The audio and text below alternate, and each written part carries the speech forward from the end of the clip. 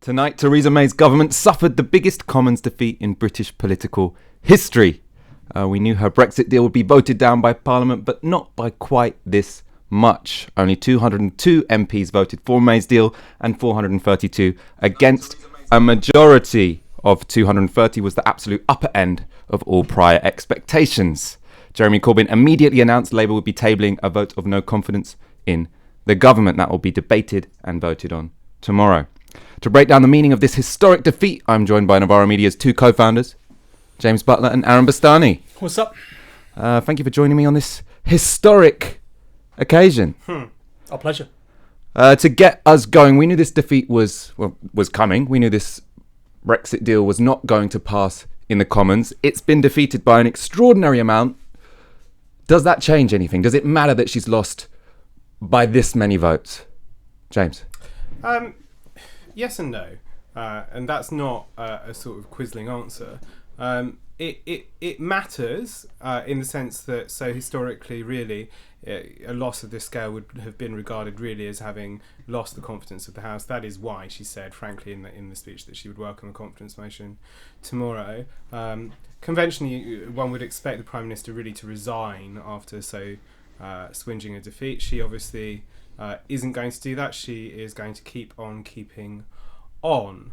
So the reason I say it doesn't matter is, one, that this defeat was expected. Mm-hmm.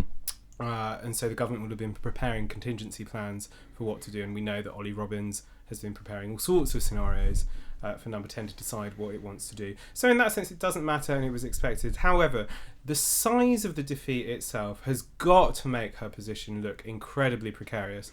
And one of the things that was very clear to me in the parts of the debate that I saw today, where you had speeches given by people like Dominic Raab, who are very clearly launching, a leadership campaign on the back of their interventions in this debate. So, she knows that the time is running out for her. It also doesn't matter, in the sense that, that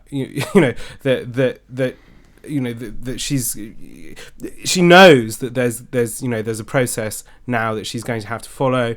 She knows that there's going to be a lot of kind of parliamentary whirlwind around it. She also knows that actually defeats of this kind, register among the politically active.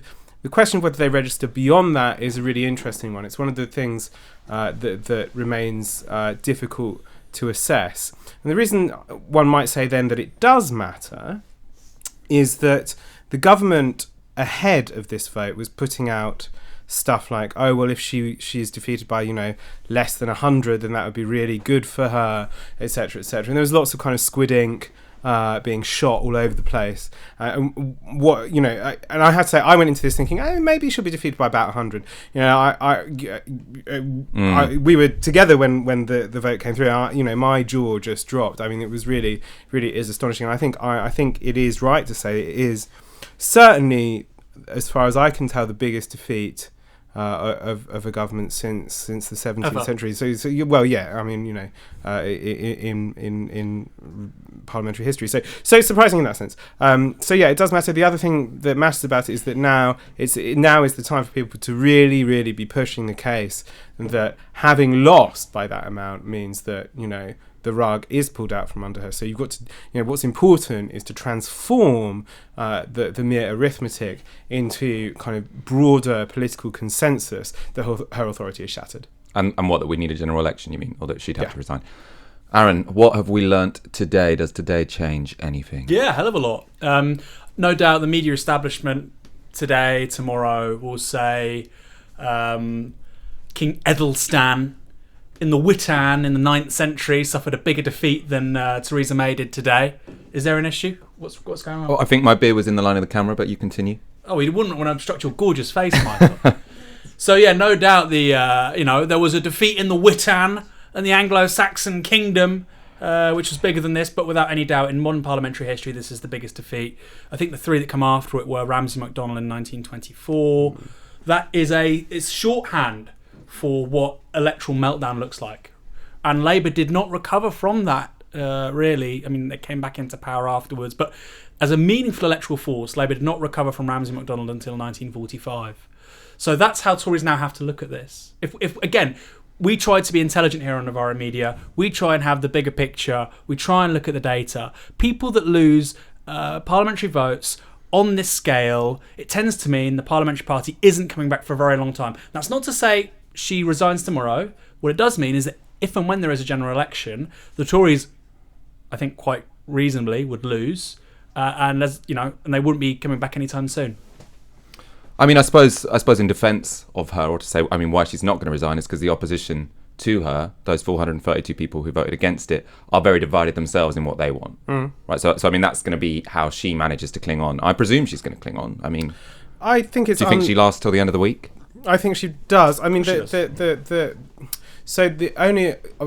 think it's likely. So we know, and we can come on to talk about the confidence vote. So obviously, Jeremy Corbyn, in his response to her statement immediately after the division, said that he will be placing, or he has in fact already tabled, a confidence motion in the government, which will be debated after PMQs tomorrow. I think it is very, very likely that she will win that vote, simply for the fact that we know that there are no Tory rebels. They do not exist. However, there are possibilities, and these will emerge as we come on to talk about, I think, what her options are in the process that now follows, and there may be a point at which her cabinet simply rebels and says you have to go. That's the most likely avenue for her resignation, but I think that's improbable as well. All right, let's talk about what's going to happen tomorrow. Can I also say one other thing? These are the kinds of moments, and again, establishment media doesn't really grasp this. These are the kinds of moments that in the popular psyche break through, right? Like in 1992, it was quite clear that the major government was going into crisis after the exchange rate mechanism or with mad cow disease crisis. When people hit, and it becomes like folk politics, the biggest parliamentary defeat ever. When that happens, it's very difficult for the media to try and focus the debate on a people's vote and Jeremy Corbyn. It's been very, very hard for them to do that now. So it's very important to not understate the kind of impact this can have, very much a folk political unconscious level for people. It's really, really, really significant. She's been humiliated, and the media can't. Yeah. No. And I was going to say we might not have a general election until 2022. And that's, will she go today? Will she go tomorrow? In a way, it doesn't really matter. In terms of the Tories' prospects for the next general election, this is one of those sort of nails in the coffin where people understand actually the scrutiny the Tories have been subject to from the media hasn't been particularly meaningful. It's a bit of a fucking farce, and we're not going to pay that much attention to it. Which, to be fair to them, they haven't done. Most people are very indifferent to the media in this country, but I think this is only going to add to that. Yeah, I mean, just to say, I think you're right to draw the comparisons with the major government of 1992. What is striking to me is that already the media reaction is, by inviting a vote of confidence, she's really now pushed back on Jeremy Corbyn, thereby exposing division in the Labour Party over what action to take absent a general election, and by bringing in the threat of the People's Vote supporting other opposition parties. I think that's overstated. I don't think that's true. I think if you lose a major piece or the central plank of your government's legislative programme so badly in the Commons, you're definitely on the back foot. I mean, I suppose the riposte to the idea that Commons defeats really affect the public psyche and affect public support for political parties would be that we've been in a very similar situation now for months, where Theresa May can't pass anything through Parliament, where she keeps getting defeated on amendment after amendment after amendment, and that hasn't really fed into the polls. So I didn't say polls, I said psyche, folk politics.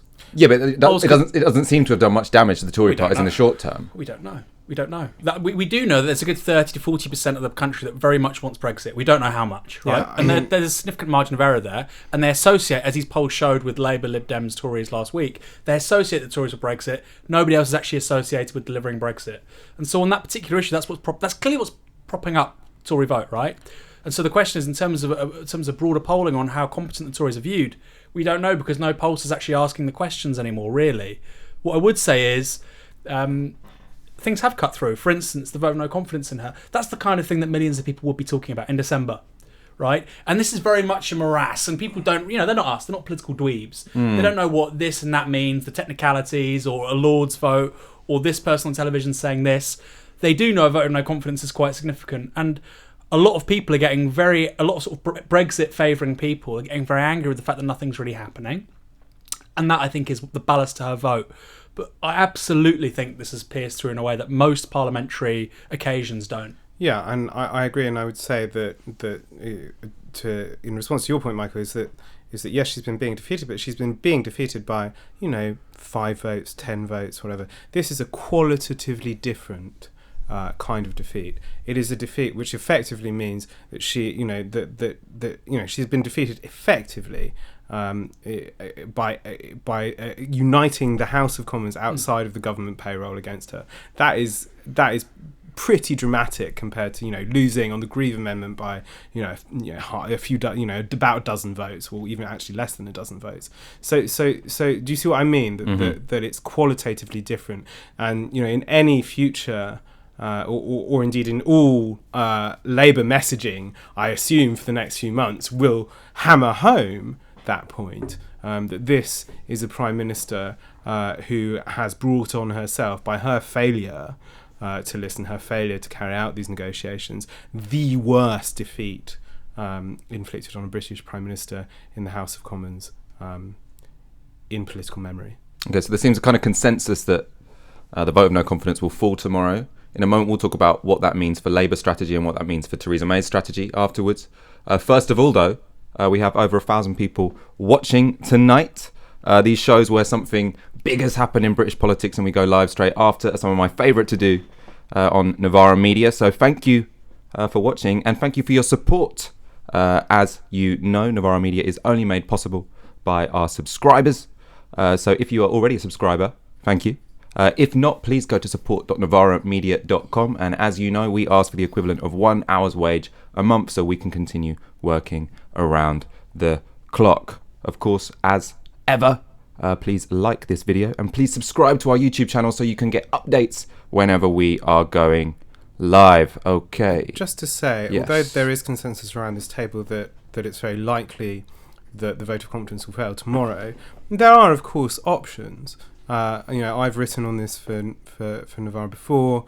We've discussed it before on air, but it's conceivable that the DUP could abstain. I think it's very unlikely. But the thing to notice is that now, if she were to lose tomorrow, she would go, but there's no guarantee that the government does.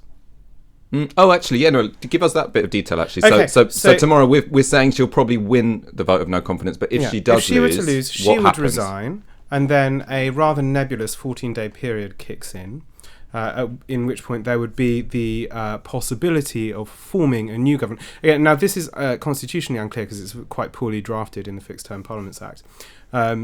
Conventionally, before that act, when the Prime Minister resigns, then you would expect the leader of the opposition to form a government. I imagine if she were to lose tomorrow, Labour would press home that convention hasn't really been overturned. But what I think is quite likely is that they would then kick off a rapid negotiation period in the 14 days given by that act to attempt to form a new government with a different Prime Minister in her stead. So it would be one possible tactic for the DUP to abstain on that vote tomorrow, and then issue confidence in a new Prime Minister, a new Tory Prime Minister, and a new government more committed to its way of thinking. That would certainly be possible. It is, again, I should emphasise, very unlikely. Okay, so what next? Assuming that she wins the vote of no confidence, or that Labour loses the vote of no confidence, what does Theresa May do next? She gave a statement straight after the defeat in the Commons, didn't she, suggesting what her next steps would be. Can you outline what looks most likely as her current strategy? Yeah, okay. Well, I mean, it's hard to discern really from what she's been saying. She said in the House that what she would do is hold discussions with senior parliamentarians. Now, that probably means representatives of her own backbenches, the leaders of opposition parties, presumably the Labour front bench as well, but she may also mean the chairs of select committees, who increasingly who have been attempting to enlarge their role in this whole process. They were vital to the amendment laid to the government finance bill, which prevents the government from passing or from raising revenues in the event of a no-deal Brexit. So that's what she stated as her next step. That is pretty nebulous. It's not clear what that would mean. And then she said that she would go to Brussels and attempt to find some way of doing that.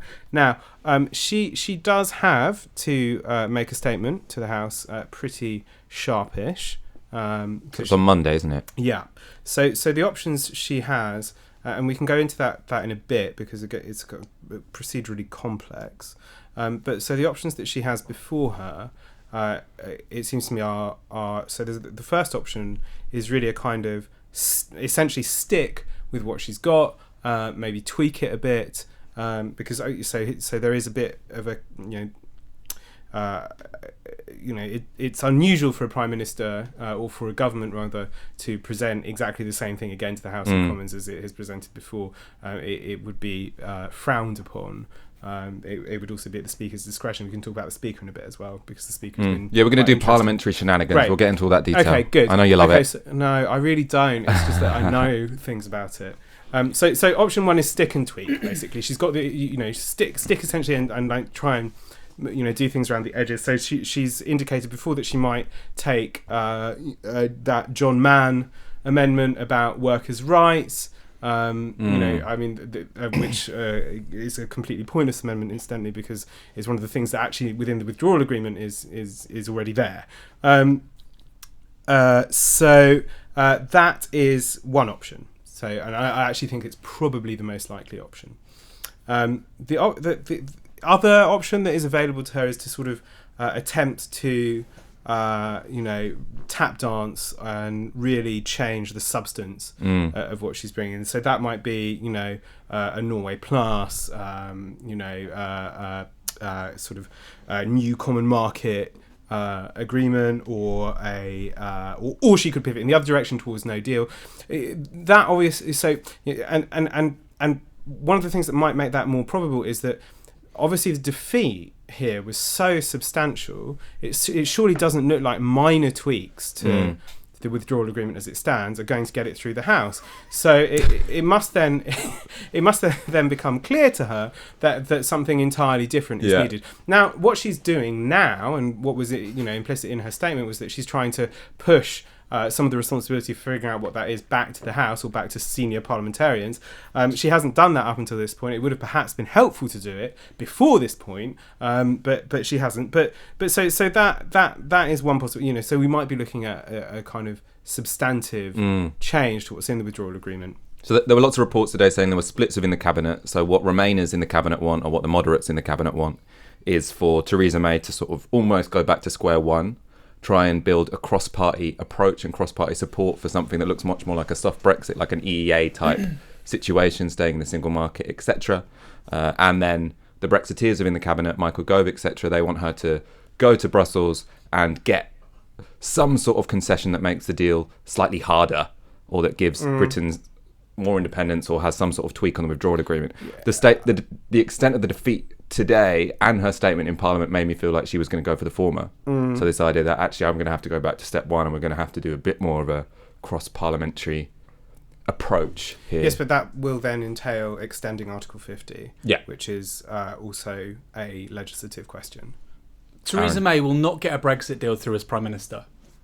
She will not. Interesting. She can't. We may leave under no deal. She may call a referendum.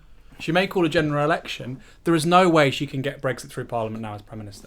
I mean, I suppose the other thing she could do in terms of like changing the substance here is really attempt to really make clear or find some legislative means of making Parliament decide between her deal and no deal, and really hold a gun to its head that way.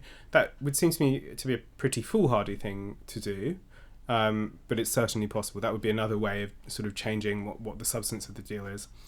She could also, attempt to change the process. This is the other option. It's an option favoured by, obviously, the People's Vote people, the SNP, the Greens, the Liberal Democrats, certain sections of the Labour Party, is to either move to a People's Vote or a general election. It doesn't seem to me from her statement in the Commons today that either of those are on the cards for her.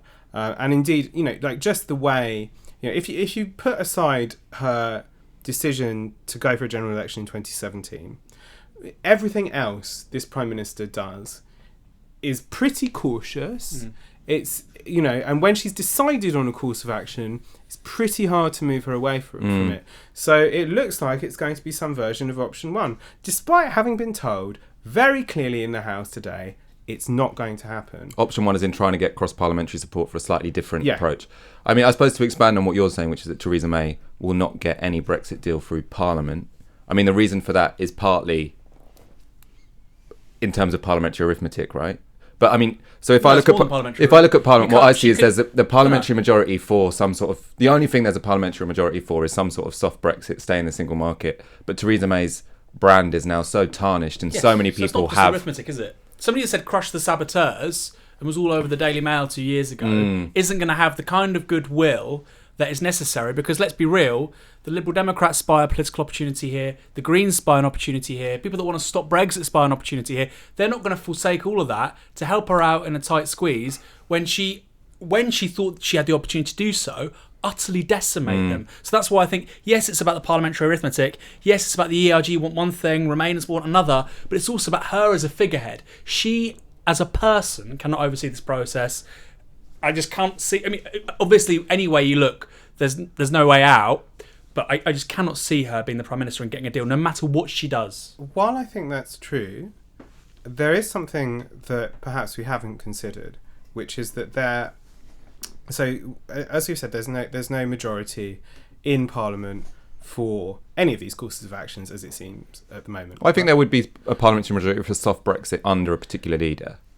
Probably not under any conservative leader. leader. Well, I mean, that in a sense is my point, in that there is no majority for anything at the moment, or any of the things that are explicitly on the table. But if you were to remove from the table the withdrawal agreement as it stands, you then have 200 Conservative MPs whose second preference we don't know, who haven't been drawn on what they would do if that deal were off the table. Now, it's possible that even with them back in play, there's still nothing possible. But it's an interesting question. It's a question we don't actually have the answer to.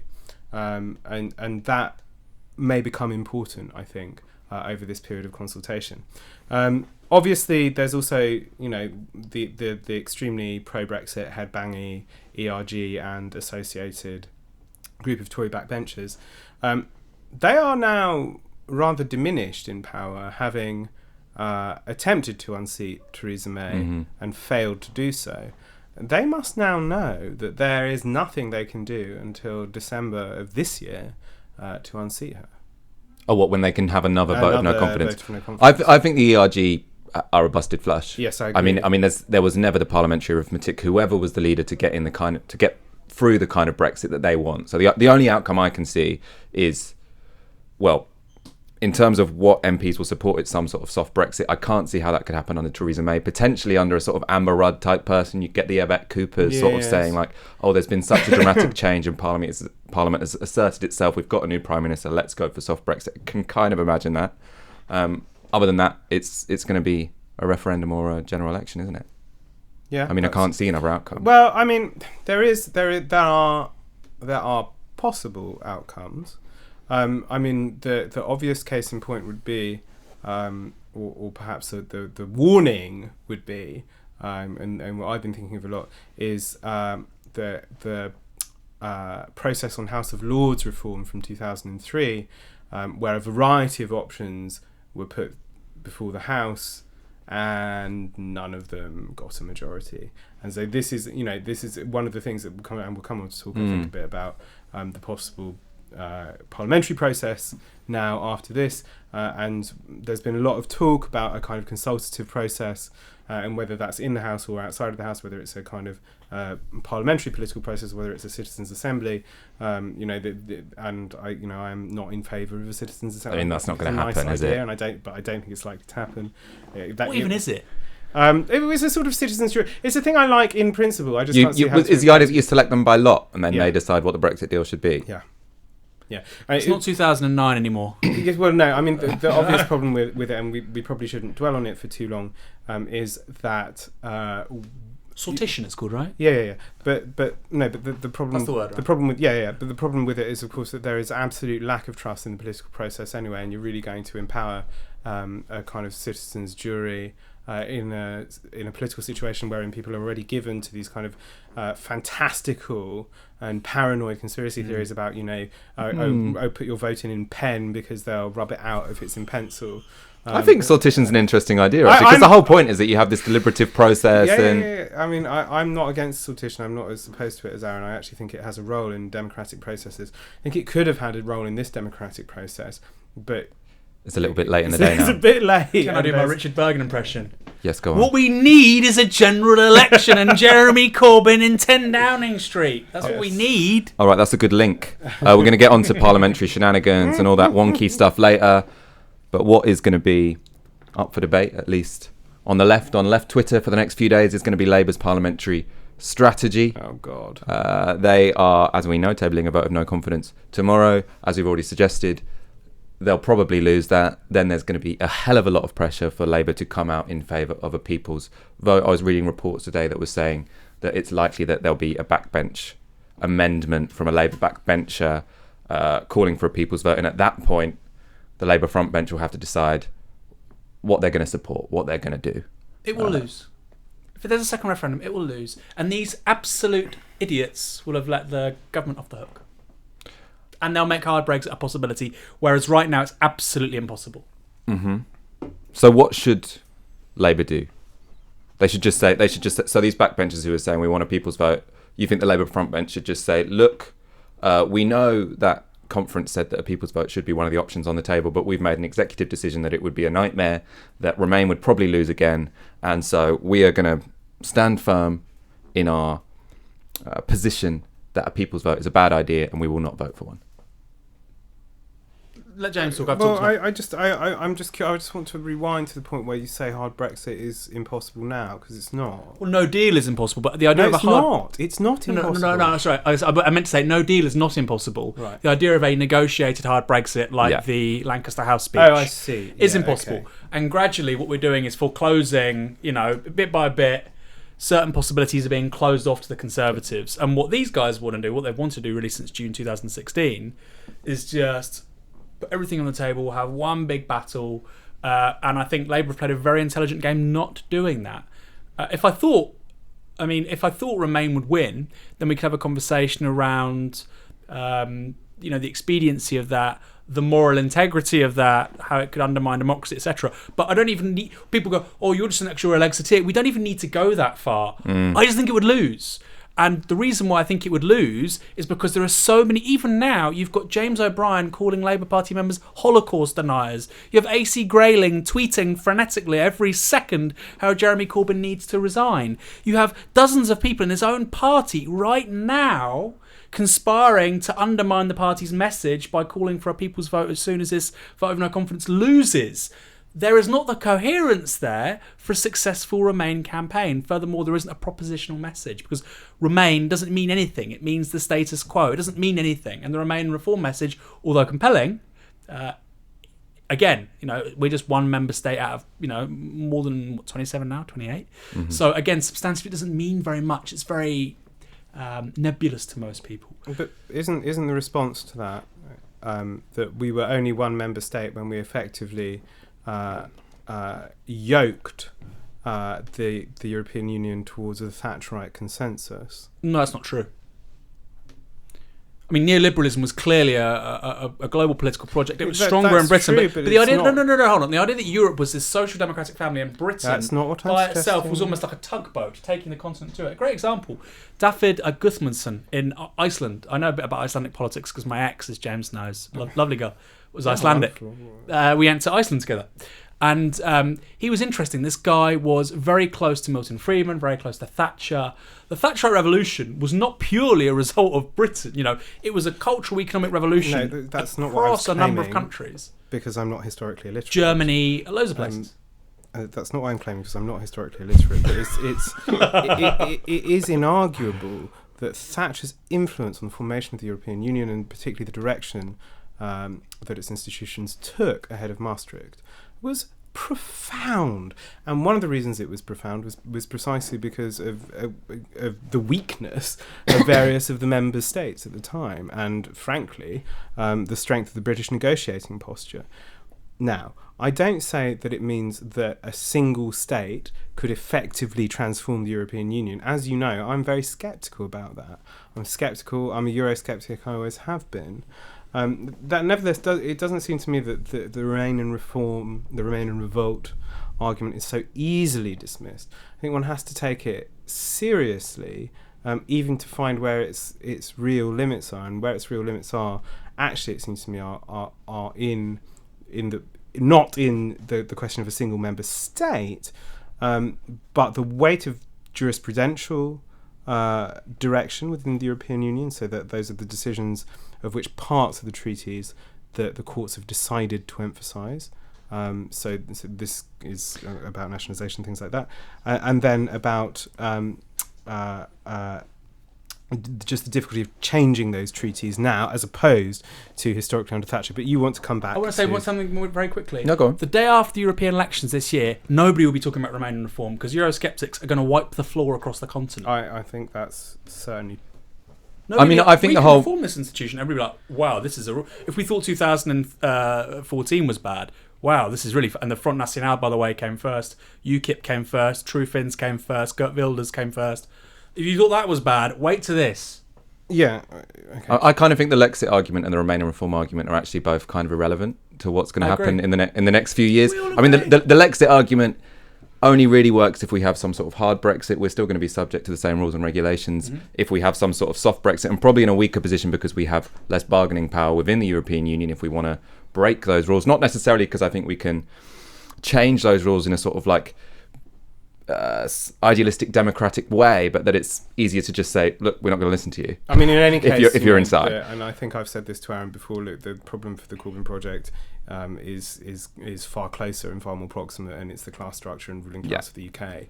Anyway, but what I'm saying, I don't even think that's the issue at hand. So the issue at hand is if you've got, there's some options, which is Parliament as it is, or Parliament after a general election puts through some sort of soft Brexit, or we have a second referendum and it's a complete toss-up whether or not Remain or incredibly hard Brexit wins. The only way we're going to have the kind of Brexit the European Research Group wants, that the Jacob Rees-Moggs want, is if it has a renewed mandate in a second referendum. So it's a massive risk. I suppose a number of questions. I mean, are you surprised by how confident the People's Vote campaign seemed that they would win? Yes, I am, and it has never seemed clear to me why they believe that to be true. The strongest, or I get the.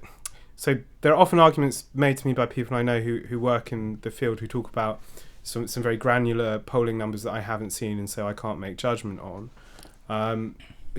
The strongest argument they make is about old leavers dying off and young Remainers dying, and it often comes with like a rather unpleasant ageism to it, which I think is probably quite wrong. I also don't. I find it's a bit like when we find out the deficit is smaller than we thought it was because people's age people's life expectancy has fallen to a there was greater a extent than we Bloomberg thought. headline, people are dying earlier. Great news for employers. The pension crisis might not be so bad because life expectancy is falling. But yeah, no. So I am surprised by the confidence, and I think the left has been. And I'm not saying all these people are the People's Vote campaign are on the left, because believe me, they're not.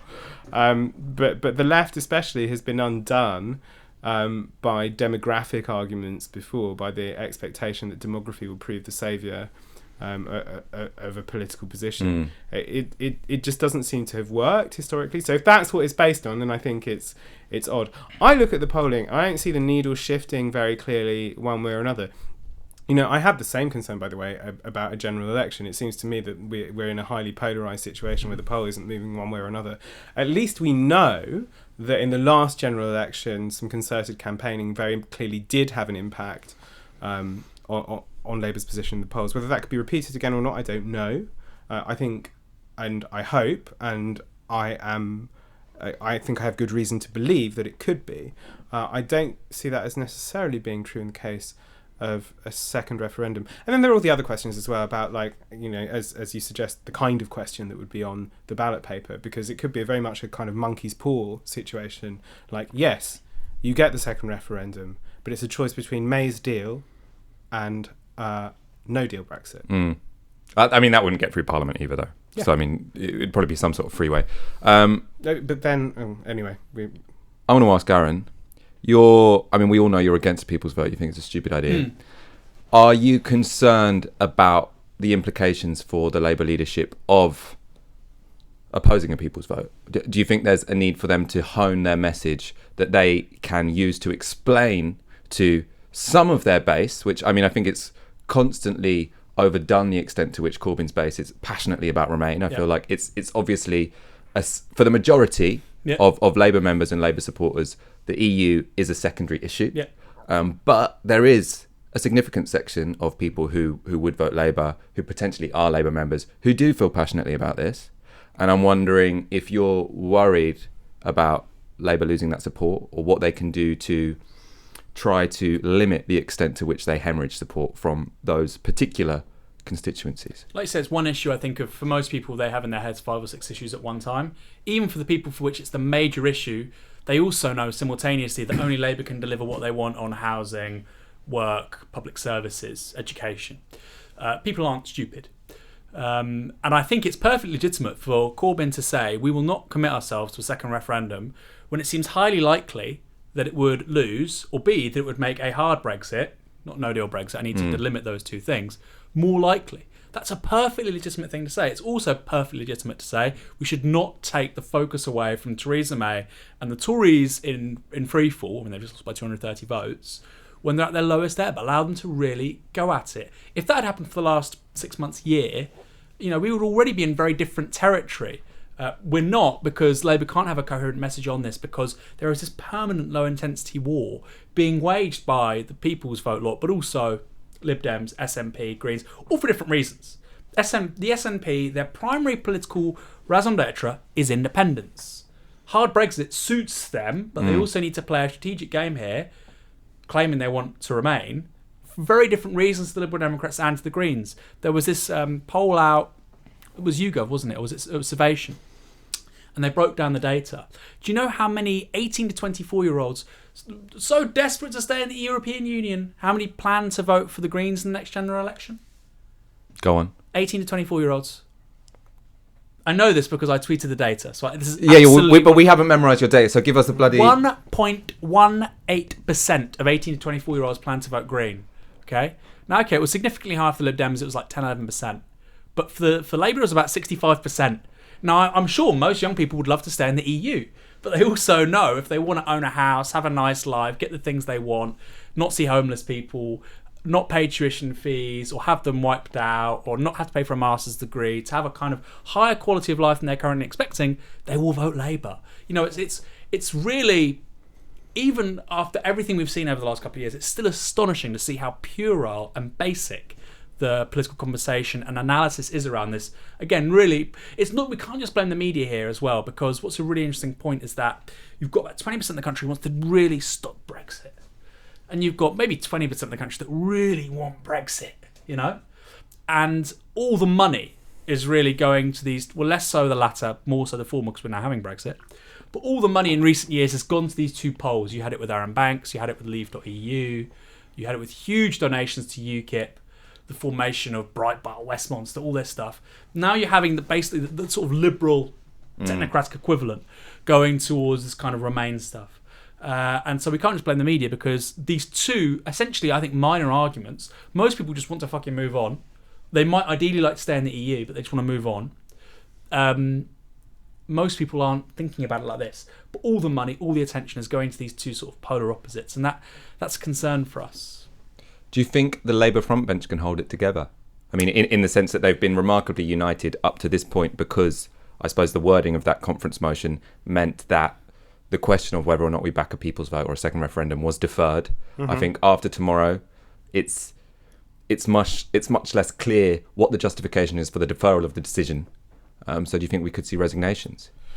Resignations. Either way, resignations. If we back a people's, I'm sure actually, if we back a people's vote, there'll be resignations. Yes, I'm sure. If we refuse to back a people's vote, I'm less sure. I think if the backbencher manages to put it forward as an amendment, then you'll see some shadow ministers at least voting for that amendment and resigning their position on the front bench. I'm not sure. Some shadow ministers, yes, maybe.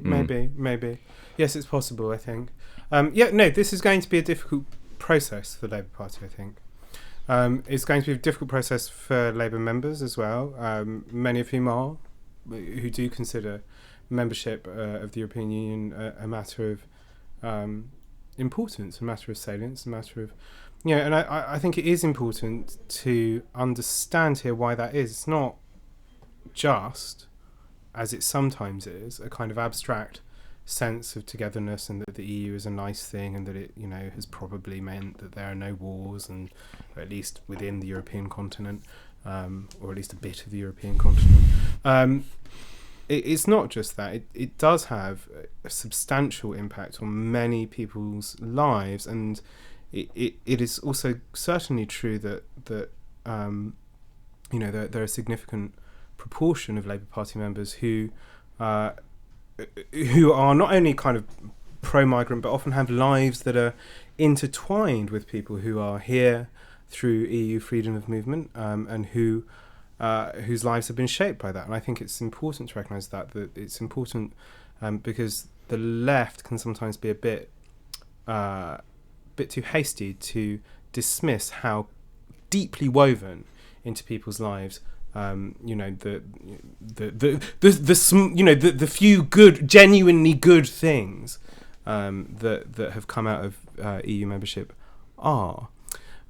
So I think it is going to be difficult. It's going to be taxing. It will require, I think, a bit of openness and a bit of humility on the part of the Labour leadership. I think the strongest argument is, perhaps as we've been, moving towards here, is saying, one, about the difficulties involved in the People's Vote campaign. Two, really hammering home how important parliamentary strategy now is. And that also includes, everything, it includes getting to a point where we can put these people out of government for a generation. So I suppose that you're saying the argument is that we're not at the end of the line in terms of parliamentary strategy. So it's them saying, yes, we've done the vote of no confidence, but the story of trying to corner this government is not yet over. Yeah. So you think they will be able to defer it a little bit longer, potentially? I think it will. They will be able to defer it a little bit longer. Yes, I think that's true. But I do. I mean, also they will, right? I mean, they are going to defer it a little longer. I think it's possible. I also think it will happen. Yes. Yeah. But I do. Because there are obviously those procedural questions about Article 50 and its extension and revocation. That kind of stuff is all bound up in parliamentary procedure now. That there are also obvious questions about passing legislation under the Referendum Act. That's all very, very complex. That's all very, very difficult, actually. So again, one of the things the Labour leadership does need to say, and it needs to be honest, is that this procedure is not easy. It's not click your fingers and make it happen. It's very difficult. Would it have precedent in Europe? In terms of coming out of the European Union and then coming back? In such a major... I know we've had votes for the European Treaty, Lisbon Treaty, etc., but such a major, decisive constitutional moment reversed, again, by a legal constitutional moment. Yes, because it hasn't happened yet, and therefore it is equivalent to some of those kind of Lisbon Treaty hokey cokies, like the Irish one, the Danish. It's not uncommon.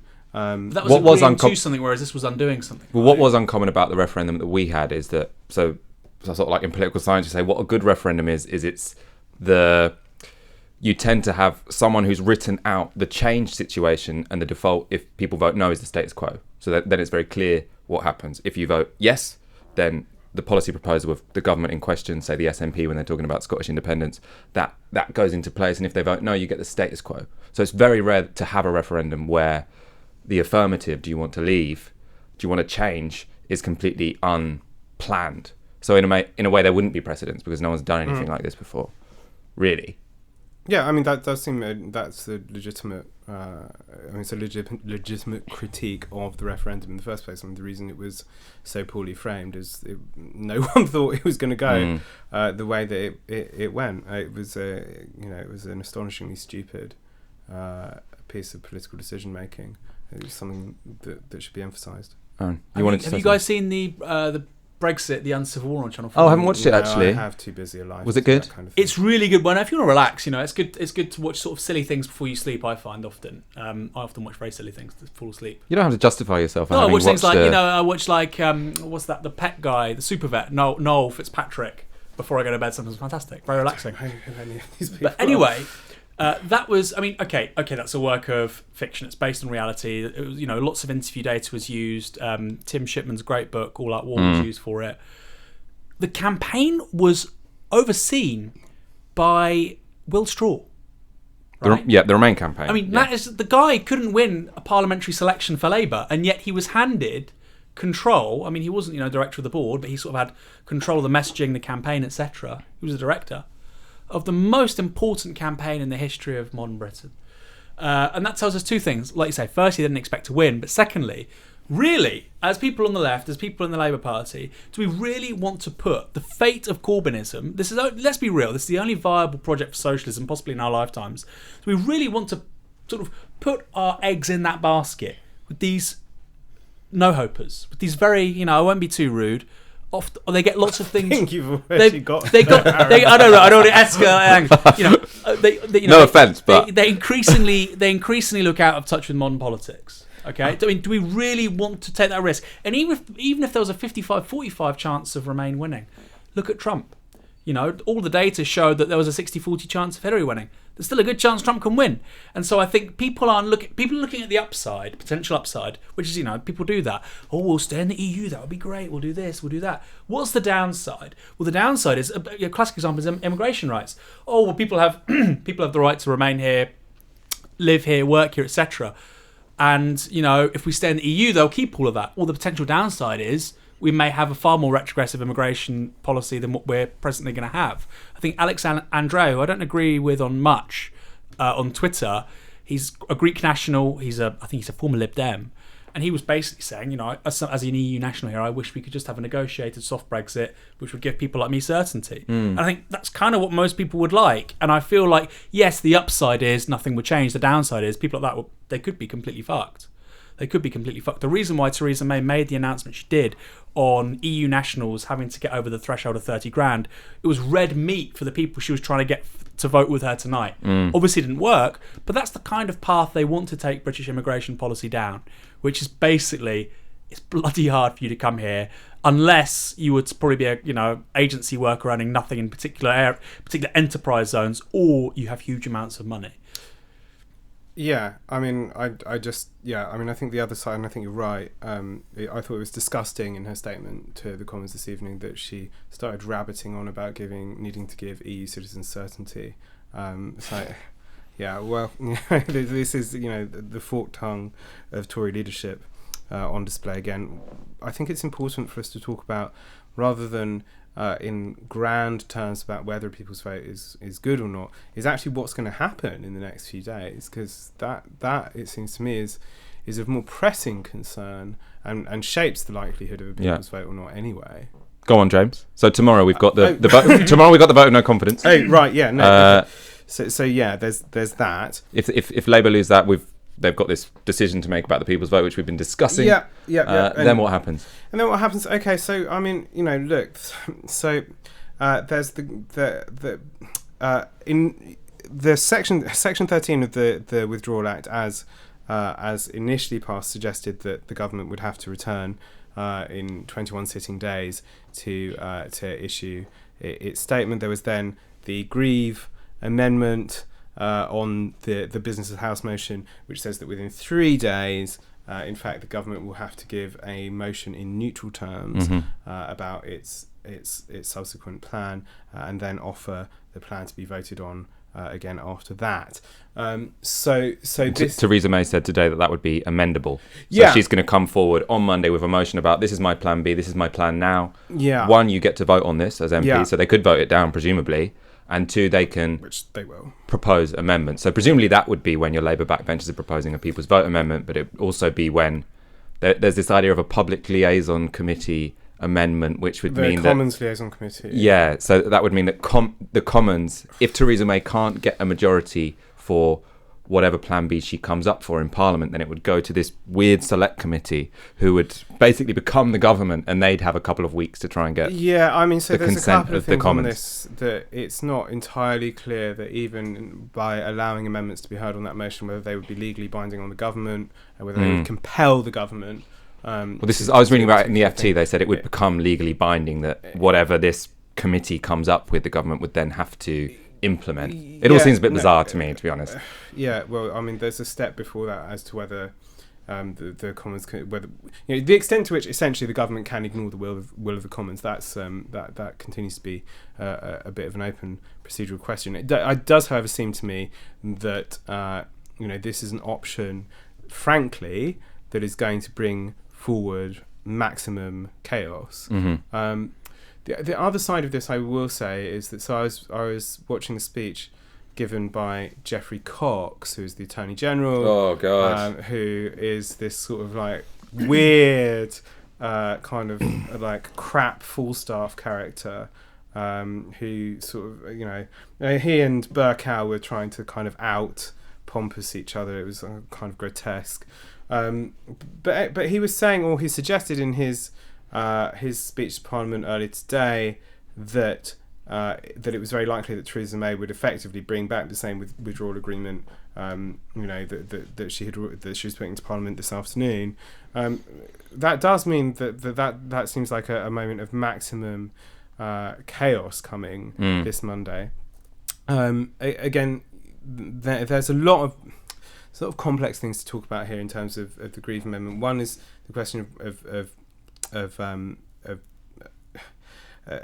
the way in which a motion in neutral terms works and the form in which it can compel a government. But let's say that this thing you're alluding to in terms of the Commons Liaison Committee. Now, the Commons Liaison Committee is an administrative body. It's a committee composed of the heads of each select committee. Now, select committee heads are backbenchers. They're not members of the government. They're not members of the opposition front bench teams either. And so they are often a selection of sort of mad, bad, and dangerous to know backbenchers. Let me see if I think I did have a list of them up. Yeah, so you've got people like Hilary Benn, Chris Bryant, both very Remainy. You've got Bill Cash, ultra-hard Brexiteer, Yvette Cooper, Damien Collins, David T.C. Davies, sort of Neolithic misogynist from the Tory benches. Frank Field, the delightful former Labour Member of Parliament. Oh, I forgot he's left. Yes. He's trying to get back in. Robert Halfon, another phenomenal member. Norman Lamb from the Liberal Democrats. This is just some of them. Nicky Morgan, but Andrew Morrison as well, who was laying that other amendment today. Well, Tom Tugendhat, Rachel Reeves. So this is a committee. This is not a committee that is going to be capable of acting with one mind anyway. So if you were to pass legislative power over to them, it would be another recipe for paralysis and chaos. There is something more important, however, which is that these people are backbenchers. They are not members of the government, and they are not members of the front bench team of either party. These are people who, yes, would have stood for parties with a manifesto, but they're not part of the government that's tasked with delivering it.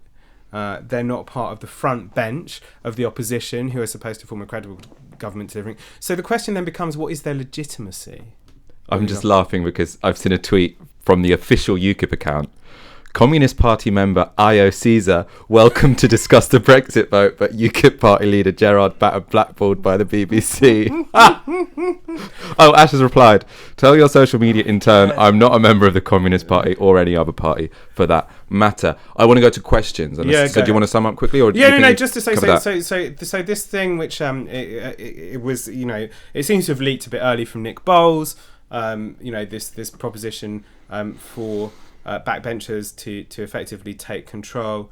It is, I suppose, a possible thing that might happen. There are other kind of procedural possibilities as well in terms of using kind of committees of the whole house to attempt to find some kind of thing that would work for Theresa May, some kind of deliberative process. Again, I alluded earlier to the government's attempt, or the Blair government's attempt to do that with House of Lords reform. Of course, the problem is, of course, that it didn't work. The government may choose to allow amendability of that motion in order to hear and to take votes to see where power lies within the House, but it's possible that they may do that on a motion that won't be binding on the government.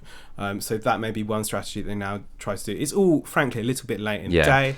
And what we're really staring down the barrel of here, and what we haven't discussed, is the question of extending Article 50, which is also going to be a giant political nightmare. We should talk about that before questions, actually.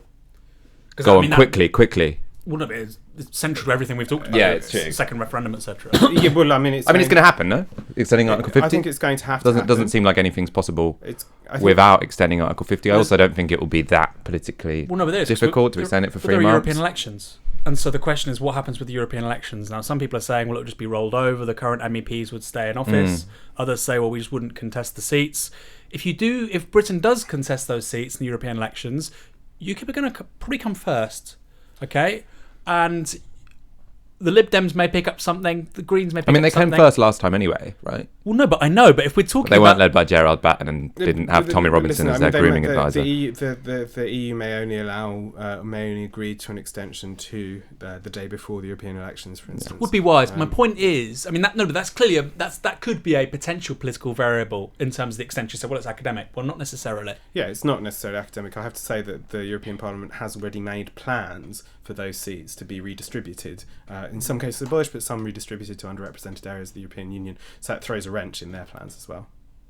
All right, give me your questions. Will May go down as the shittiest PM in history? Oh, anyone can answer that. May was the biggest parliamentary defeat ever. Clearly, I think 2017 was the biggest electoral turnaround ever by looking at the polling data. The first poll the Tories had in 2017 gave them a majority of 290. They've just lost by 230.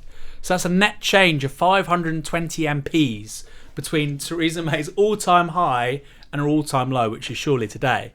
There's absolutely no comparison. She's without doubt the worst Prime Minister we've ever had. In conventional bourgeois historical thought, the worst one is Lord North, of course, for losing the American colonies. I think it's very likely I think she's a strong contender, frankly, because of the way that that she's failed on her own terms, but also having entered into politics with this monomaniacal xenophobic attitude, the conduct of Windrush snaking out of that, and then clinging desperately on to power in order to just fuck people a little bit more. I like this question, Aaron. Frederick Loafer Harris asks, what type of deal would Marx vote for? What kind of deal would Marx vote for? That's a very good question. There weren't really analogous bodies to the European Union in the mid-19th century. He probably would have given you he wouldn't have given you a platitude. He would have given you a very specific piece of strategic advice. But the sort of inheritors of Marx today would give you a platitude, which is neither Washington nor Brussels, but international socialism. He definitely wouldn't have said that. He would have had something quite precise, because he was very much, excuse me, although he was obviously engaged in the theoretical debates of his day, he was also very much involved in practical political discussion of organisation, including with the International Working Men's Association. There are some things for which he would have argued abstention was the only possible process. He might have argued it here. I think it's quite. It is very difficult to see what Marx's thought would be on something like this, because it requires transposing a world in which nation states were effectively ultimate arbiters of their own destiny, were not bound in terms of supranational order, and in which he saw, as you can see from some of his journalism, that nation states were engaged in kind of competitive struggle with each other. It's something that appears much more in Marx's journalism than it does in his kind of purely theoretical work like Capital. If you go to the journalism stuff he wrote for the New York Tribune, some of the kind of occasional pieces he wrote, you get a real strong sense of that kind of international anarchy rather than global order and the kind of competitors of the nation state. I think when Mark's looking at it today, one of the things that he would do is take an approach, perhaps ironically, perhaps you can see he's a scholar who comes from the right, an approach to someone like Alan Millward, which is to see the ways in which the economic structure of something like the European Union has actually allowed a strengthening of the nation state rather than its abolition. So Marx would want to say, take that kind of realist approach of kind of, look at the material economic structures underlying this and figure out how they relate to kind of national fractions of capital and stuff like that. Which is not very helpful in terms of parliamentary vote, but there you go. Pat H says Marx would have glassed Tim Martin. I'm not sure. Is Tim Martin the Wetherspoons guy? Yeah. Someone asked, I can't find who it was, but they said McDonald's backing a people's vote, what the fuck? But I think one way to put that into a question is to say it does seem like, from the outside, McDonnell is more keen on a people's vote than Jeremy Corbyn. Do you think that's true? And why? I mean, like when they do TV interviews, Jeremy Corbyn seems very precise or very reluctant to sound like Labour will endorse a people's vote, whereas John McDonnell's much more inclined to sort of say, yes, we might well have one. My sense of it is that McDonnell basically wants it out of the fucking way. So in that sense, I think actually also I think McDonnell actually meets more party members probably than Corbyn does actually, and is among them much more often. And so I get the sense that a people's vote wouldn't bother him. And I think what does bother him is the sense in which all the space for politics has been taken up by this stuff, and so any way of slicing the Gordian knot is for him acceptable, and if it's done in a democratic manner, I don't think he'd have a problem with that.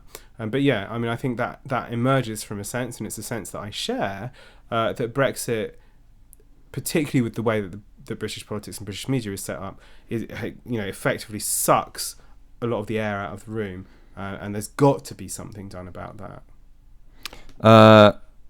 Will you condemn the Social Democrats who murdered Rosa Luxemburg 100 years ago today? That's from Owen Wells. Yes, of course I will. And why wouldn't we condemn them? I think you should. I don't know. You should read the piece I wrote for Novara Media on Rosa Luxemburg. It's on the front page of the site right now. That tweet that Luke Akehurst sent, where he was like, he was in favour of the Freikorps. No, he was condoning it, and I was like, nobody actively condones the murder of Rosa Luxemburg. There is something interesting to draw from here, which is one, Luxemburg's approach to the Ebert Scheidemann government, which was to say, which was to recognise that political parties don't have an intrinsic ideological character, and they can become, they effectively can defend something reactionary. So she talks about that social democratic government after the abdication of the Kaiser at the end of the First World War, as being, the last defenders of the old order. And she was right about that. She was right. They had a leader, Friedrich Ebert, who became chancellor, who said, I hate revolution like a mortal sin. But the other thing that she did, and that is not necessarily remarked upon, is that one has to remember that Luxemburg was not at the meeting at which the newly formed Communist Party of Germany and some of the occupiers of the offices and some of the workers' councils formed a revolutionary committee and voted to overthrow the government. She was not present at that meeting, and she had written, as part of the Spartacus Group documents, that they would refuse to take power except by the clear and unambiguous will of the German proletarian masses. And so it's very likely that Luxemburg will have considered the move to overthrow the government premature. She nonetheless joined in, and I think that is important. It's important because Luxemburg's conception of revolution was something that always outgrew itself. And so she was true to her principles, and she joined it on the street because, hic Rhodus, hic Salta. Here is Rhodes, here we must jump. I think maybe let's do this as the final question. Should Wetherspoons be nationalised?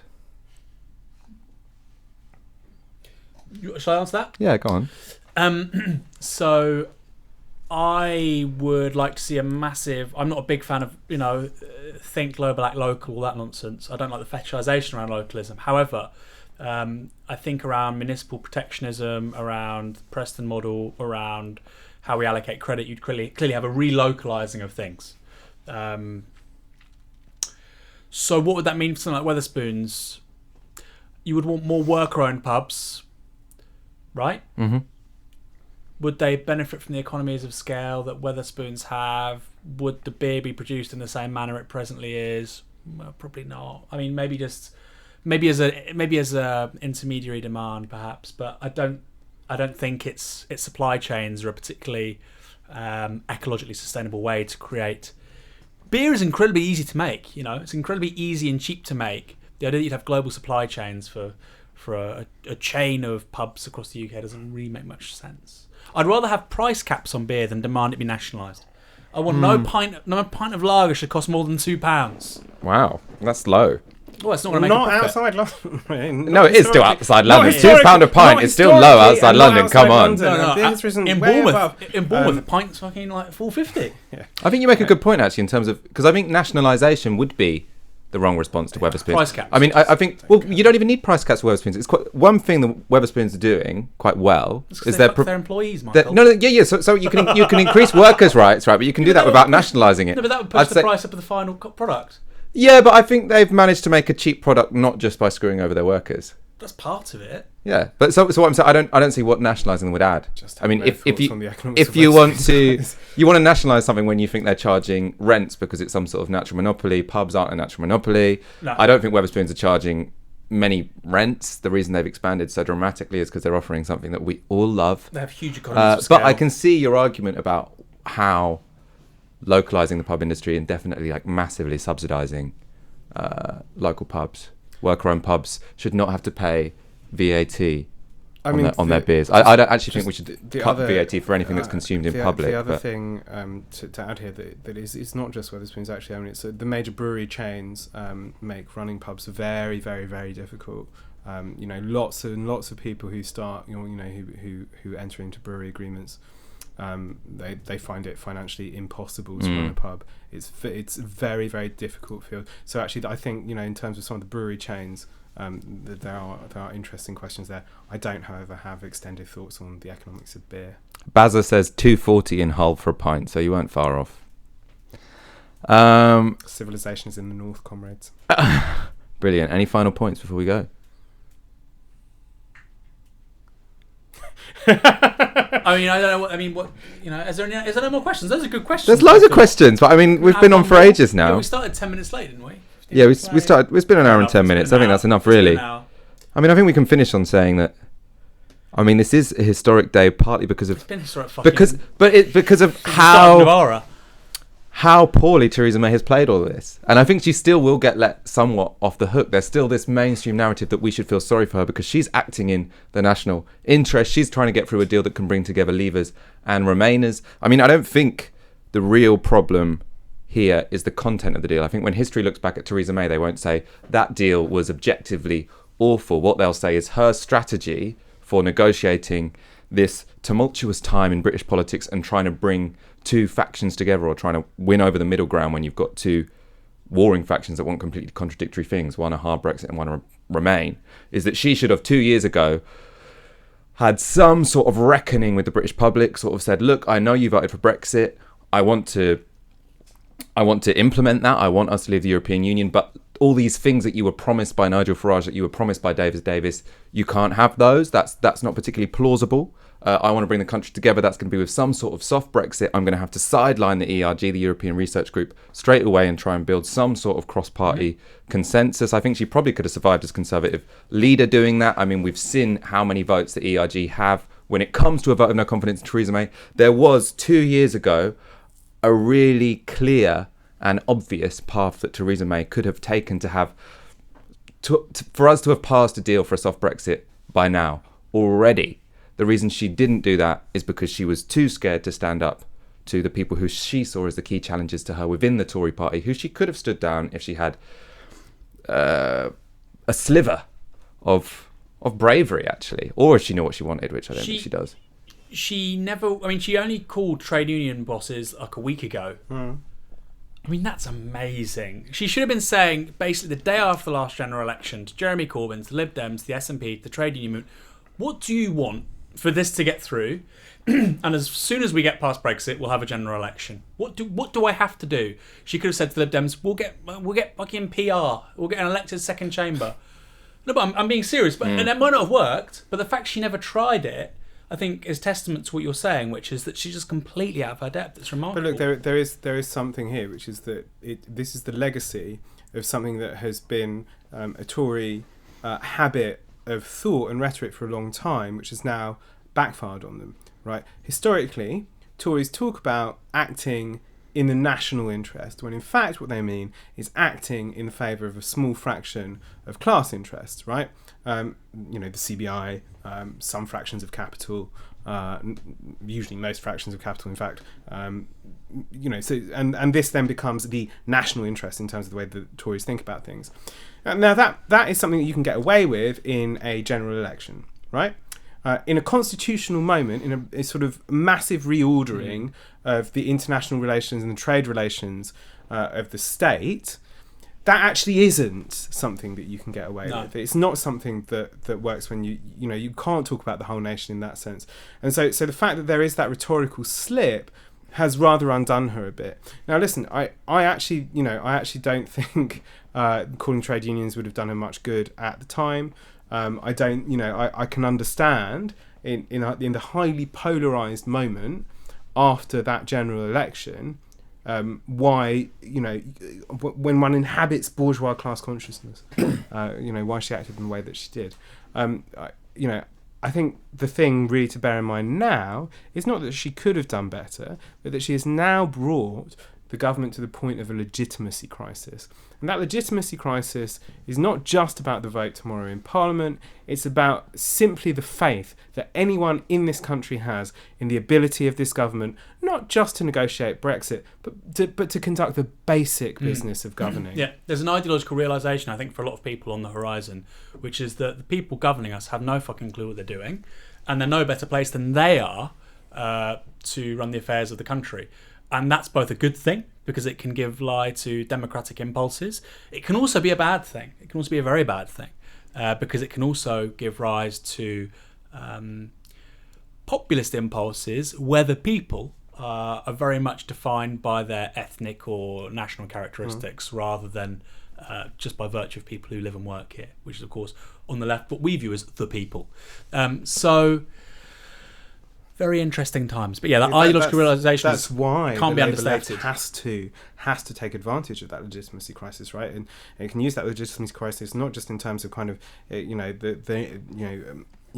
attempting to speak to that discontent with the political class, but to use it to further cement its position in relation to that. It has to become a vehicle for that. Otherwise, as you say, it's going to really, really swing.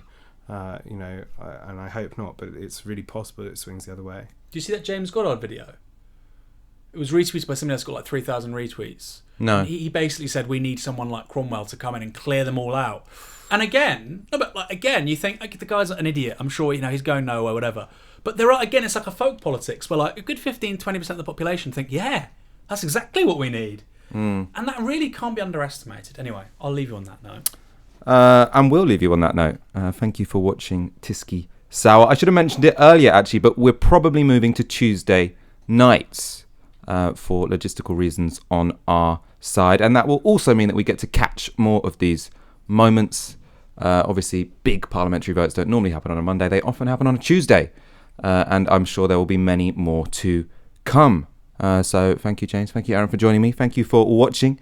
As ever, to make Navarro Media possible so we can continue to grow and expand, please go to support.navarromedia.com and donate the equivalent of 1 hour's wage a month. If you already do so, thank you so much. It's you who make this possible. We'll have our fingers crossed for the vote of no confidence tomorrow.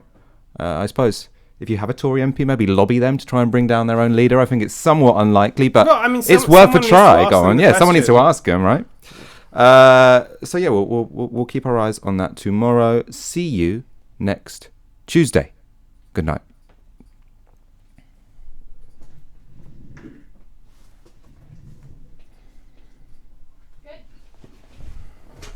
Great. Good.